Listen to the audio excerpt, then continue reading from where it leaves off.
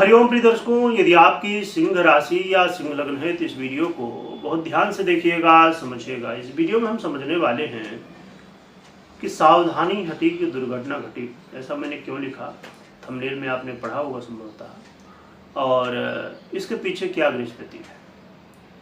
प्रिय दर्शकों, समय समय पर अलग अलग गृहस्थितियाँ परिवर्तित होती रहती हैं और उनके प्रभाव भी परिवर्तित होते हैं। उसी क्रम में 24 अक्टूबर को ग्रहों के युवराज बुध का परिवर्तन होने जा रहा है। ये परिवर्तन वृश्चिक में होगा, तो वृश्चिक में लगभग 1 महीने गोचर करेंगे, 24 अक्टूबर से लेकर 23 नवंबर तक। ये गोचर काल ऐसा है कि कुछ लाभ भी दे सकता है और सावधानियां भी। यहाँ पर एक छोटी सी गलती, छोटी सी चूक आपको बेनिफिट से दूर तो करेगी, कई बार नुकसान भी पहुंचा सकती है। इसलिए सावधानियां क्या होंगी ये भी समझें। देखा जाए तो वृश्चिक राशि में बुध का गोचर काल बिल्कुल भी ठीक नहीं है, परंतु यहाँ पर देवगुरु बृहस्पति की दृष्टि है और इस समय देवगुरु बृहस्पति बहुत ही अच्छी स्थिति में है। तो बुध के ऊपर गुरु की दृष्टि होने की वजह से जो प्रभाव हो काफी ज्यादा अच्छे कहे जा सकते हैं। परंतु ये भी ध्यान में रखिए कि 27 तारीख से मंगल भी आ जाएंगे बुध के साथ, तो यहाँ मैकेनिक योग या इसे अन्य योगों की भी उपाधि प्राप्त है इस योग को।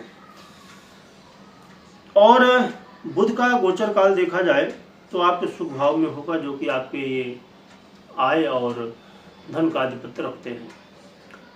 बुध का गोचर काल आपके जीवन में क्या प्रभाव देगा इसे समझते हैं। इसका प्रभाव आपके प्रॉपर्टी में पड़ सकता है। यदि आप चाहते थे कि घर ले लिया जाए ना, या जो भी जमीन ले लिया जाए, यानी कि प्रॉपर्टी से रिलेटेड जो भी और भी काम करना चाहते थे, तो ये सब काम करने का एक अवसर मिल सकता है।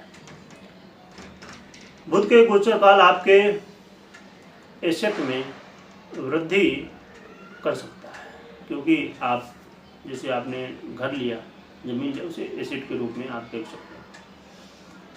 इसके अलावा कई बार घूमने भागने का मन होता है, तो ट्रेवल करने का मौका मिल सकता है और आपके करियर में भी इसका प्रभाव देखने को मिलेगा। करियर में पॉजिटिव प्रभाव देखने को मिल सकता है। करियर में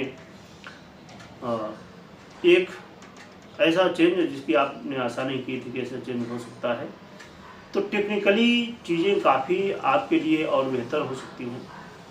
और यहाँ पर महत्वपूर्ण स्थिति ये है कि आपके धन में, आपके फाइनेंस में सुधार, फाइनेंस से रिलेटेड मौके मिल सकते हैं, सेविंग करने का भी मौका मिल सकता है।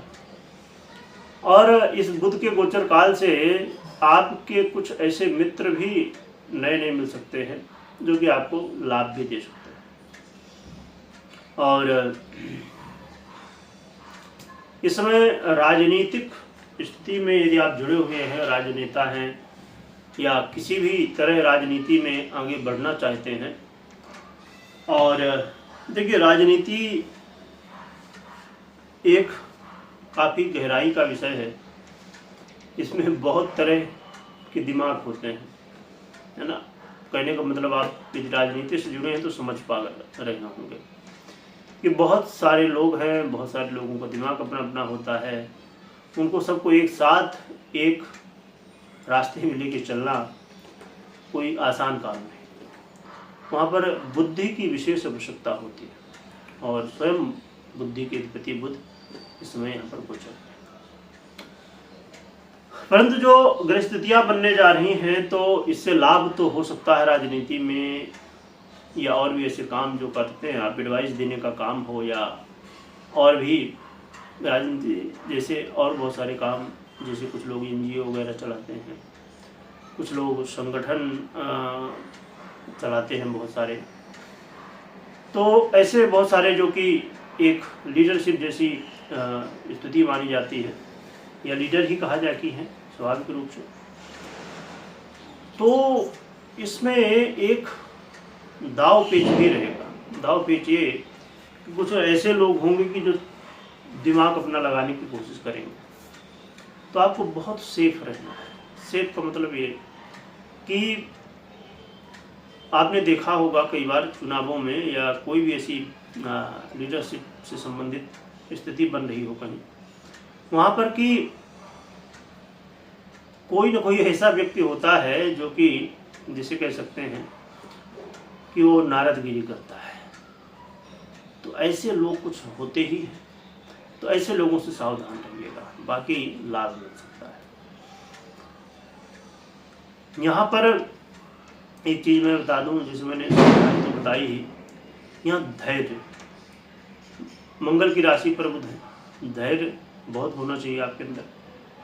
और धैर्य के साथ विश्लेषण, किसी भी चीज़ को बहुत अच्छे से एनालाइज करके, बहुत अच्छे से उसके गहराई में डीप में जाके समझ के और फिर उस काम को करिए।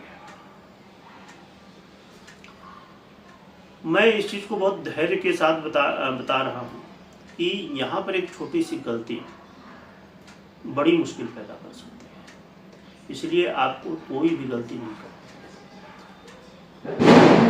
गुरु का प्रभाव बहुत अच्छा है, परंतु ये जरूर ध्यान रखिए कि आपकी पर्सनल कुंडली में कैसी क्या स्थिति है, इसका बहुत बड़ा प्रभाव है।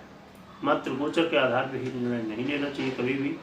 अरे पर्सनल कुंडली बुध की क्या स्थिति है, अब जैसे आप राजनीति से जुड़े हों या आप प्रॉपर्टी लेना चाहते हो या प्रॉपर्टी से रिलेटेड काम करते हो, तो आपके लिए आपकी कुंडली क्या साथ दे रही कि नहीं दे रही है, इसमें दशा इत्यादि और बहुत सारी बातें।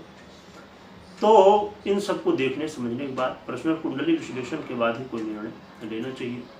इनकी जो लीगल एडवाइजर है उनसे सलाह लेने के बाद कोई काम करना चाहिए।